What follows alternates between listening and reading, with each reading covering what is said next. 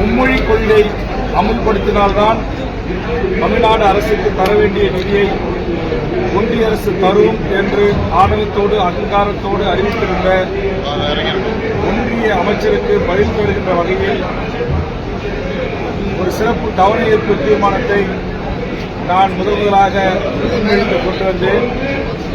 அந்த தீர்மானத்தில் இன்னைக்கு தமிழ்நாட்டில் இருக்கிற சட்டப்பேரவையில் இடம்பெற்றிருக்கிற அத்துணை அரசியல் கட்சி தலைவர்களும் ஏகமனதாக ஒன்று கூடி எமது உயிரை விட மேலான தாய்மொழி தமிழை எந்த சூழலிலும் நாங்கள் விட்டுத்தர மாட்டோம் என்று உறுதியேற்று பேரறிஞர் அண்ணா அவர்கள் முன்மொழிந்த இருமொழி கொள்கையை வலியுறுத்தி அனைத்து சட்டமன்ற கட்சி தலைவர்களும் தமிழ்நாடு அரசு எடுக்கின்ற நடவடிக்கைகளுக்கு துணைநிற்போம் என்கிற அளவில் தெரிவித்திருக்கிறார்கள்.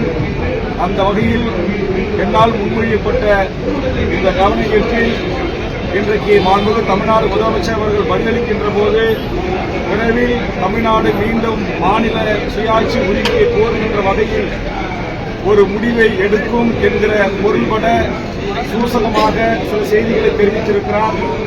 அதற்கான ஒரு தீர்மானத்தை இந்த பேரவை விரைவில் நிறைவேற்றும் என்கிற வகையில் தெரிவித்திருக்கிறார். ஆக இன்றைக்கு தமிழ்நாட்டில் அலுவல் மொழியாக தமிழ் பல இடங்களில் இல்லை. குறிப்பாக ஒன்றிய அரசு அலுவலகங்களில், விமான நிலையங்களில், விமான அறிவிப்புகளில் இல்லை. இலங்கை, மலேசியா, சிங்கப்பூர் போன்ற நாடுகளிலே தமிழ் ஆட்சி மொழியாக இருக்கிறது. தமிழ் அங்கு விமானங்களிலே அறிவிப்பாக இடம்பெறுகிறது. ஆனால் இந்தியாவில் இருக்கிற தமிழ்நாட்டில் நம்முடைய மாநிலத்தில் இருக்கிற வங்கி சலான்களிலே தமிழ் இல்லை. வங்கி அந்த ரெசிப்ட் என்று சொல்லக்கூடிய ரசீதுகளிலே.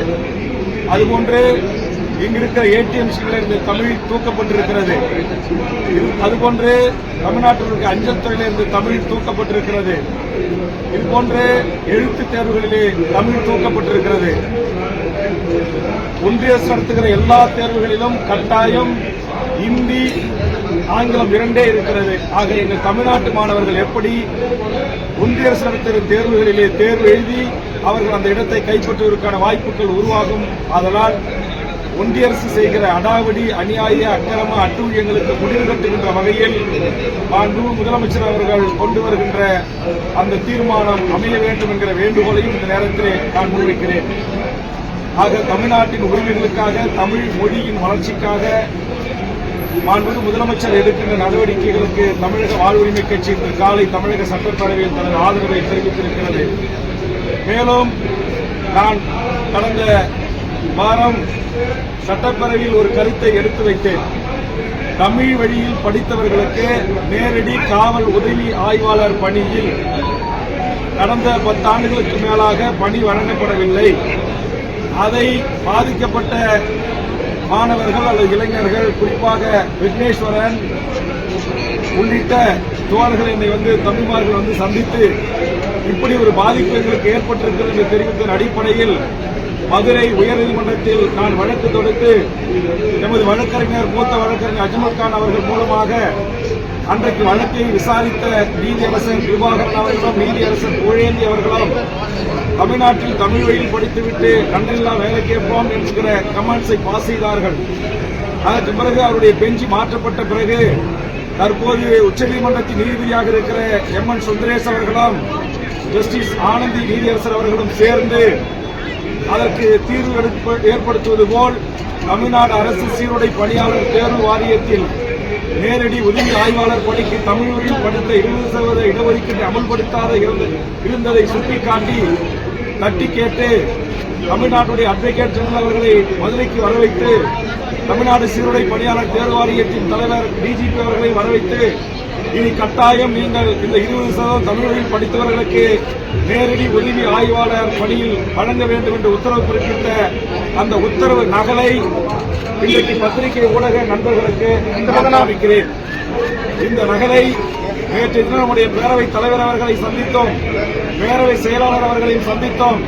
இப்படி உண்மை என்னுடைய முயற்சியால் இருக்கின்ற போது பிரதான எதிர்க்கட்சியுடைய துணைத் தலைவர் அவர்கள் வேல்முருகன் சொல்கின்றது உண்மைக்கு மாறான பொய்யான செய்தி என்று பேரவைத் தலைவருக்கு எடுத்து வைத்து பேரவைத் தலைவர் அதை ஆய்ந்து அறியாமல் என் தரப்பு நியாயத்தை கேட்காமல் அவை குறிப்பிலிருந்து நீக்கி உத்தரவிட்டார்கள். நான் இன்றைக்கு உச்சநீதிமன்ற நீதியரசராக இருந்த நீதியரசர் அவர்கள் பிறப்பித்த இந்த உத்தரவு நகலோடு நான் சொன்ன அந்த கருத்து பேரவையில் இடம்பெற வேண்டும் என்று மாண்புமிகு பேரவைத் தலைவர் அவர்களின் கைகளில் ஒப்படைத்திருக்கிறேன். வேல்முருகனாகிய நான் எப்போதும் உண்மைக்கு மாறான செய்தியோ பேரவையில் பொய் என்ற வார்த்தை வரக்கூடாது என்று சொல்வார்கள். அதையும் கூட கடைபிடித்து நான் மரபுகளையும் விதிகளையும் அவையின் மாண்புகளையும் கடைபிடித்து பேசுகிற ஒருவனை ஒரு கூச்சல் குழப்பத்தின் ஊடாக முதலமைச்சர் அவர்களுக்கும் தவறான தகவலை தந்து முதலமைச்சர் அவர்களே வாயால் வரக்கூடாத ஒரு வார்த்தை என்னை பற்றி குறிப்பிட்டார்கள். அது எனக்கு மிகப்பெரிய மனவேதனையும் மன வருத்தத்தையும் அளித்தது. அதற்கு மருந்திடுவது போல் நேற்று முதலமைச்சர் அவர்கள் என்னை அழைத்து நான் உங்களை ஒன்றும் தவறாக பேசவில்லை என்று சொல்லிவிட்டு நீங்கள் என்னிடத்தில் வைத்த கோரிக்கையான பண்ருட்டி தொகுதிக்கு தடுப்பணைகள் ரூபாய் 63 கோடி ரூபாயில் அமைத்துத் தரப்படும் என்று அறிவித்து அதை மாண்புமிகு நீர்ப்பாசனத்துறை அமைச்சர் மூலமாக அறிவிப்பு செய்திருக்கிறேன், மகிழ்ச்சியா என்று என்னை அழைத்து கேட்டார். அதற்காக மாண்புமிகு முதலமைச்சர் அவர்களுக்கு இந்த நேரத்திலே நன்றியை நான் தெரிவித்துக் கொள்கிறேன். மாண்புமிகு முதலமைச்சர் அவர்களுக்கும் பேரவைத் தலைவர் அவர்களுக்கும் இந்த நேரத்தில் நான் வைக்கிற வேண்டுகோள், உண்மை இவ்வாறு இருக்கின்ற போது பிரதான எதிர்க்கட்சி உறுப்பினர்கள் ஒட்டுமொத்தமாக எழுந்து கூச்சல் குழப்பம் விட்டார்கள் என்பதற்காக நான் போராடி பெற்றுத்தந்த வரலாற்று சிறப்புமிக்க இந்த தீர்ப்பை ஏற்றுக்கொண்டு பேரவையில் என் கருத்தை முழுவதுமாக பதிவு செய்ய வேண்டும் என்கிற வேண்டுகோளை முன்வைக்கிறேன். மொழி கொள்கை தொடர்பாக பேசும்போது வலியுறுத்திருந்தீங்க, தெலுங்கானாவில் இருப்பது போல அனைத்து பள்ளிக்கூடங்களையும் தமிழ் கட்டாயம். அது குறித்து முதலமைச்சர் வலியுறுத்தி பேசவும் இல்லை. அதே நேரத்தில் நீங்க சட்டசபையில் பேசும்போது அந்த ஆடியோவும் வீடியோவும் கட் பண்ணிட்டாங்க. நீங்க எல்லாருடைய ஆடியோ வீடியோவும் மும்மொழி கொள்கை தொடர்பாக வெளியே கொடுக்கப்பட்டுச்சு. அதை எப்படி பாக்குறீங்க? இதுவும் எனக்கு மிகப்பெரிய வருத்தத்தை ஏற்படுகிறது. நான் பேசுகிற பேச்சு தமிழக சட்டமன்ற பதிவேடுகளில் பதிவாகிறது. அதனுடைய பேச்சினுடைய நகல் என் கைகளுக்கு தரப்படுகின்ற போது சில முக்கியமான பேச்சுகள், இடம்பெற்ற பேச்சுகள், அவை குறிப்பில் நீக்கப்படாத பேச்சுகள் வெட்டி துண்டாக எடுத்து விடுகிறார்கள். ஏன் என்று எனக்கு தெரியவில்லை. என்னுடைய வீடியோ ஆடியோவுடன் கூடிய அந்த பேச்சு முழுவதுமாக பத்திரிகை ஊடகங்களுக்கும் தருவதில்லை, எனக்கும் தருவதில்லை. இது சட்டமன்ற மாண்புக்கு ஏற்புடையதல்ல. இதை நாளை மாண்புக்கு முதலமைச்சர் அவருடைய கவனத்துக்கு நாளையோ நாளை மறுநாளோ நேரடியாக சென்று சொல்ல இருக்கிறேன். பேரவைத் தலைவரிடம் ஏற்கனவே நான் பலமுறை வலியுறுத்தியிருக்கிறேன். ஏன் நம்முடைய செய்தி விளம்பரத்துறை சட்டமன்றத்தில் நான் பேசுகிற பேச்சு 7 கோடி மக்களுக்கும் உலகமுள்ளா வாழ்கின்ற தமிழ் மக்களுக்கும் சென்றடைவதை தடுக்கிற முயற்சியாக ஏன் வெளியிட மறுக்கிறார்கள் என்கிற ஐயம் எனக்கு எழுகிறது. சக அரசியல் கட்சி எல்லாருக்குமே நேரலை கொடுத்தாங்க. மும்மொழி கொள்கை தொடர்பாக பேசும்போது மட்டும் கட் பண்ணிருக்காங்க. என்னவா இருக்கும்? நான் பேரவை உள்ள இருந்த என்னுடைய பேச்சை மட்டும் நேரலையில் தொடர்ச்சியாக அது துண்டிக்கப்படுகின்ற என்கிற செய்தியை உங்களை போன்ற பத்திரிகை ஊடக நண்பர்கள் சொல்லித்தான் எனக்கு தெரிய வருகிறது. காரணம், நான் உள்ளே அவையில் அமர்ந்து பேசுகின்ற போது அது படம் பிடிக்கப்படுகிறது. ஏன் நேரடியாக மற்ற தொலைக்காட்சிகளுக்கு அந்த லிங்க் தரப்படவில்லை என்பதை நான் அறிவேன். தமிழ் கட்டாயமா எல்லா பள்ளிகளிலும் வரணும்னு வலியுறுத்திக்கிட்டே இருக்கீங்க. தெலுங்கானா மாதிரி முதலமைச்சர் அதை குறித்து தெலுங்கானாவில் எப்படி அனைத்து ஒன்றிய அரசு திட்டங்கள் சிபிஎஸ், ஐபி, இன்டர்நேஷனல் சிலபஸ் அனைத்திலும் இடம்பெற வேண்டும் என்று தாய்மொழியின் மீது பற்றுள்ள தெலுங்கானா அரசு அரசாணை வெளியிட்டிருக்கிறது. அதை அவர்கள் நடைமுறைப்படுத்தியிருக்கிறார்கள். அதேபோன்று தமிழ்நாட்டில் நடைமுறைப்படுத்த வேண்டும் என்கிற கருத்தை நான் இன்றைக்கும் மிக ஆணித்தரமாக நான் என் கருத்தை எடுத்து வைத்திருக்கிறேன். இல்ல, கருத்தை சொல்லிக்கிட்டே இருக்கீங்க. இது 2வது முறை 3வது முறை சட்டப்பேரவையில் சொல்றீங்க. ஆனா பள்ளியில் இருக்கிற அமைச்சரோ முதலமைச்சரோ மக்களால் தேர்ந்தெடுக்கப்பட்ட சட்டமன்ற உறுப்பினர் மக்களுக்கான பிரச்சனைகளை, மக்களுக்கான கருத்துக்களை சட்டமன்றத்தில் எடுத்து வைப்பது என்னுடைய கடமை. அதை செய்திருக்கிறேன். மாண்புமிகு முதலமைச்சர் அவர்கள் இதற்கெல்லாம் தீர்வு கிடைப்பது போல் ஒரு வரலாற்று சிறப்பு மிக்க ஒரு முடிவை தமிழக அரசு எடுக்க இருக்கிறது. விரைவில் அதை இந்த பேரவையில் அறிவிப்பேன் என்று தெரிவித்திருக்கிறார். அந்த அறிவிப்பு நிச்சயமாக தமிழ் சமூகத்தின் வாழ்வுரிமையை காக்கக்கூடிய அறிவிப்பாகவும், மொழி உரிமையை காக்கக்கூடிய அறிவிப்பாகவும், தமிழ் சமூகத்தின் வேலைவாய்ப்பு உரிமையை நிலைநாட்டக்கூடிய அறிவிப்புமாக அது இருக்கும் என்று நான் அவரோடு காத்திருக்கிறேன். அந்த தீர்மானமாக அறிவிக்கிறார்களா அல்லது ஒன்றனிலே அதை அறிவிக்கிறார்கள் என்பதை பொறுத்திருந்து அதற்கு உங்களுக்கான விடையை நான் அளிக்கிறேன். நேற்று முதலமைச்சர் அவர்கள் உங்களை பார்த்து 6 மாத வார்த்தை சொன்னார். திட்டங்களை அறிவிச்சிருக்காங்கன்னு மகிழ்ச்சியாக இப்போ இதுக்கெல்லாம் காரணமாக இருந்த அமைச்சர் சேகர் பாபு அவர் உங்ககிட்ட வருத்தத்தை எதுவும் பதிவு பண்ணாரா? இல்லை சில பேட்டிகள் கூட வெளியில் கொடுத்திருந்தாரு, நீங்க பார்த்துருப்பீங்கன்னு நினைக்கிறேன். அவருக்கு நீங்க என்ன சொல்ல? இல்ல, அவர் கொடுத்திருக்கிறாரு, இன்னும் கூட்டணி கட்சியில் இருக்கிற சில தலைவர்கள்லாம் கொடுத்திருக்கிறாங்க. அதை பற்றியெல்லாம் நான் கவலை கொள்வதும் இல்லை. திமுக தலைமையிலான கூட்டணிக்கு மாண்புமிகு தமிழ்நாடு முதலமைச்சர் தலைவர் அவர்கள் கூட்டணியை குறித்து பேசினால் அதை குறித்து நான் பதிலளிப்பேன். மற்றவர்களுக்கு நான் பதிலளிக்க தயாராக இல்லை. மேலும் இந்த ஊடக பத்திரிகை நண்பர்களின் சந்திப்பினூடாக இந்த தொலைக்காட்சி என்று நினைக்கிறேன், ஒரு உண்மைக்கு மாறான ஒரு செய்தியை நேற்றைய தினம் அவருடைய கள ஆய்வு அல்லது கிரேம் என்கிற ரிப்போர்ட்ல ஒரு செய்தி வெளியிட்டிருக்காங்க.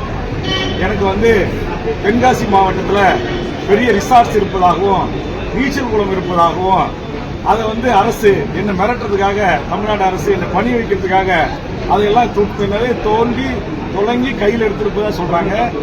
நான் திரும்பவும் அறிவித்து உறுதியாக சொல்கிறேன், என் தமிழ்நாட்டின் உரிமைக்காக, தமிழ் மொழியின் உரிமைக்காக நினைவு தெரிந்த காலத்தில் இருந்து ஆயுத போராட்ட குழுக்களோடு களமாடிய ஒருவன். தமிழீழ தேசிய தலைவர் பிரபாகரனை தலைவராக ஏற்றுக்கொண்டு பயணித்த ஒருவன். தமிழ்நாட்டில் எங்கும் எந்த இடத்திலும் என் பெயரில் சொத்துக்களும் இல்லை, பங்களாக்களும் இல்லை, நீச்சல் குளங்களும் இல்லை. ஆதலால் ஒரே ஒரு வீடு, அதுவும் என் மனைவி பெயரில் இருந்தது. அவருக்கும் எனக்குமான பரஸ்பர சேர்ந்து வாழ்வதற்கான சூழல் இல்லாத காரணத்தினால் அந்த வீட்டு சம்பந்தமான உரிமை பத்திரம் கூட அவரிடத்தில் இருக்கிறது. அதை என்னுடைய முன்னோர்கள், என் சகோதரர்கள் கொடுத்த அந்த நிதியிலிருந்து வாங்கிய அந்த வீடு, அது வழக்கு நீதிமன்றத்தில் இருக்கிறது. இப்படி இருக்கின்ற போது எனக்கு பாரம்பரியமாக எங்களுடைய குடும்ப சொத்து நூற்றுக்கணக்கான ஏக்கர் இருக்குது, மறுக்கல. ஆனா தேவையில்லாம இங்க நண்பர் கேட்டது போல இந்த சட்டமன்றத்தில் ஒருவன் ஆணித்தரமாக ஆழமாக, முதலமைச்சர் சொன்னது போல் ஆணித்தரமாக ஆழமாக நல்ல கருத்துக்களை, நல்ல செய்திகளை வேல்முருகன் பேசுவார் என்று நேற்று முன்தினம் சொன்னார் அல்லவா, அதுபோன்று பேசுவதை பிடிக்காத சில கவர் பத்திரிகையாளர்கள் யூடியூப் சேனல்களை உட்கார்ந்துகிட்டு என்னை பற்றி அவதூறா பேசுறாங்க. ஒருத்தர் பேசுறாரு, சென்னையில ரயில் எஸ்டேட்ல வேல்முருகன் கொடி கட்டி பறக்கிறாராம். சென்னையில முன்னாள் அமைச்சர் SSR இருக்கிறார், அவருடைய வீடு என் பேர்ல தான் இருக்கிறார். நான் இங்க தலைமைச் செயலகத்தில் இருக்கிற இத்தனை பத்திரிகை ஊடக நம்மளோட சவால் விடுறேன். அவர் ஒரு தமிழ்நாட்டுடைய முன்னணி வாரதனுடைய பெயரை முன்னாடி வச்சுக்கிட்டு போய் யூடியூப்ல கவர் வாங்கிட்டு பேசுறாரு. வேல்முருகன் யாருக்கிட்ட அப்படி கவர் வாங்கி பேசுற பழக்கம் இல்ல. உண்மைக்கு மாறான தவறான தகவல்களை பொதுமக்களிடத்திலே நீங்கள் ஒரு குழப்பத்தை விளைவிப்பதற்கு தொடர்ச்சியாக ஒரு சில பெய்டு பத்திரிகையாளர்கள் செய்யறாங்க. ஒரு சில அவர்களை பத்திரிகையாளர் கூட சொல்ல மாட்டேன், பத்திரிகையாளர்கள் என்ற போர்வையில் செய்யக்கூடியவர்களுடைய அந்த நடவடிக்கை நான் வன்மையாக கண்டிக்கிறேன். இது போன்றவர்களுக்கு எங்கள் உயர்நீதிமன்றத்தினுடைய மூத்த வழக்கறிஞர் மூலமாக நோட்டீஸ் செய்திருக்கிறேன். கண்டிப்பா பதில் சொல்றேன். ஒரு தமிழ்நாட்டில் ஒரு போராளி இயக்கத்திலிருந்து அரசியல் இயக்கத்துக்கு சமரசமற்று இன்றைக்கு 40 ஆண்டு காலத்திற்கு மேலாக அரசியல் களத்தில் நிற்கிறேன். இதுவரையிலும் என் பொது வாழ்வில் எவரிடத்திலும் எங்கும் போய் நின்று எந்த சட்டத்திற்கு புறம்பான தொழிலை செய்து சட்டத்திற்கு புறம்பான நிலங்களையோ வீடுகளையோ ரயில்வே ஸ்டேஷன்களையோ வணிகங்களை செய்யவில்லை. மணல் குவாரிகளை அரசுரிமையாக்கியிருக்கிறேன், நாட்டிலே ஒழித்திருக்கிறேன். இது போன்ற காரணங்களுக்காக எனக்கு கொலை முயற்சி இருக்கிறது. தற்போது நீலகிரி மாவட்டத்தில் 80,000 ஏக்கர் அரசுக்கு சொந்தமான நிலத்தை மீட்பதற்கு ஒற்றை ஆளாக நின்று போராடி கொண்டிருக்கிறேன். ஆக இதிலெல்லாம் லாபம் பெறுகின்ற கூட்டம் ஒரு சில பெய்டு பத்திரிகையாளர்களுக்கு கவரை கொடுத்து என்னுடைய தனிமனித ஒழுக்கத்தை குறித்தும் என்னுடைய பாரம்பரியமான சொத்துக்களை குறித்தும் பொதுமக்களிடத்தில், தமிழக மக்களிடத்தில் அவதூறுகளை கிளப்பி இன்னைக்கு தமிழ்நாடு முழுவதும் பல்லாயிரக்கணக்கான இளைஞர்கள், பொதுமக்கள் நாளொரு மேனியும் பொழுதொரு வண்ணமும் தமிழக வாழ்வுரிமை கட்சியில் இணைந்து வருகிறார்கள். இதை சகித்துக் கொள்ள முடியாத சதிகாரர்கள் செய்கின்ற சூழ்ச்சிக்கு இது போன்ற மெயின் ஸ்ட்ரீம் ஊடகங்கள் விலை போகக்கூடாது. நீங்க எந்த கருத்து சுதந்திரம் உங்களுக்கு இருக்கு, அப்படி வெளியிடுற போது ஒரே ஒரு முறை என்னை கூட்டு கருத்து கேளுங்க. இது உண்மையா வேல்முருகன், உங்க பக்கம் உங்க தரக்கூடிய நியாயம் என்ன, விளக்கம் என்ன கேட்டுவிட்டு நீங்கள் செய்தி போட வேண்டும். இல்லை என்று சொன்னால் விரைவில் அறத்திற்கு நேர் எதிராக, தர்மத்துக்கு நேர் எதிராக இதுபோன்று செய்திகளை வெளியிடுற பத்திரிகை ஊடகங்கள் முன்பு ஜனநாயக ரீதியான எங்கள் தரப்பு விளக்கத்துடன் கூடிய அறப்போராட்டங்களை முன்னெடுப்போம் என்பதை இந்த நேரத்தில் தெரிவித்துக் கொள்கிறேன். அது தமிழுக்கான பிரச்சனை. ஏற்கனவே ஒரு தடவை உங்களை சந்திச்சு சொல்லியிருக்கேன்.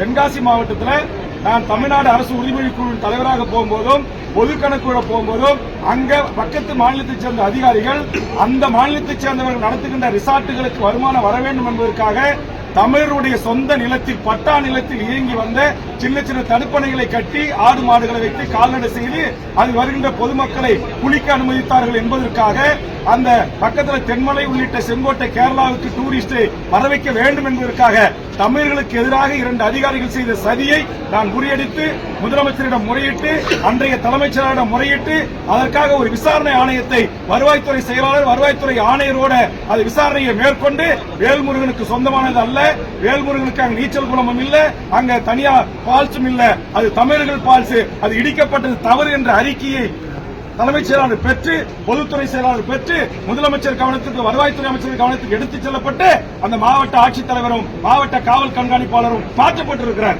ஆக இந்த உண்மையை ஏன் பேச மறக்கிறீங்க? அப்ப யாருக்காகவும் இங்க உட்கார்ந்து கொண்டு தமிழ்நாட்டில் தமிழ் நிலத்தில் தமிழ் மண்ணில் எங்களுடைய தமிழ்நாட்டில் இருக்கிற ஊடகத்தின் மூலமாகவே தமிழர்களுக்கு எதிரான அண்டை மாநிலத்தவர்களுக்கு ஆதரவான நிலைப்பாடு எடுக்கிற சில சங்கி அதிகாரிகளையும் மொழிவழி ரீதியாக அந்தந்த மாநில மக்களுடைய நலனை பேணுகின்ற அதிகாரிகளும் இந்த நாட்டுடைய அரசாங்கத்தில் உட்கார்ந்து கொண்டு கருப்பாடுகளாக பணி செய்து கொண்டிருக்கிறார்கள். மாண்புமிகு முதலமைச்சர் அவர்களும் தலைமைச் செயலாளர்களும் அந்த கருப்பாடுகளை இனம் கண்டு தமிழ்நாட்டு அரசின் உரிமையை பாதுகாப்பதற்கும் தமிழ் சமூகத்தின் உரிமையை பாதுகாப்பதற்கும் உரிய நடவடிக்கைகளை எடுக்க வேண்டும் என்று நான் விரும்புகிறேன். அவர்களுக்கு வேண்டப்பட்ட பத்திரிகை ஊடகங்களிலே இப்படி தவறான செய்தியை பேசுவதற்கு கூலிக்கு ஆள் பிடித்து அனுப்புகிறார்கள். இவர்கள் எல்லாம் இந்த நாட்டுடைய அரசாங்கத்தின் உயர் பதவிகளிலே நீடிக்க வேண்டுமா என்கிற அடிப்படையில் அவர்கள் மீது தமிழக சட்டப்பேரவை தலைவரிடத்திலே நான் ஒழுங்கு நடவடிக்கைக்கான நோட்டீஸை சர்வ் செய்திருக்கிறேன். தமிழ்நாட்டில் என் மனதில் பட்டத மக்களுக்கான நியாயமான பிரச்சனைகளை இங்க பிரிவிலேஜ் கொண்டு வர IAS IPS மேல அது 234 எம்எல்ஏ ஒரே எம்எல்ஏ வேல்முருகன் தான். அப்ப இதை தாங்கிக் கொள்ள முடியாது, இதை சகித்துக் கொள்ள முடியாத அந்த அதிகார வர்க்கம் எனக்கு எதிராக சில சதிகளை செய்கிறது.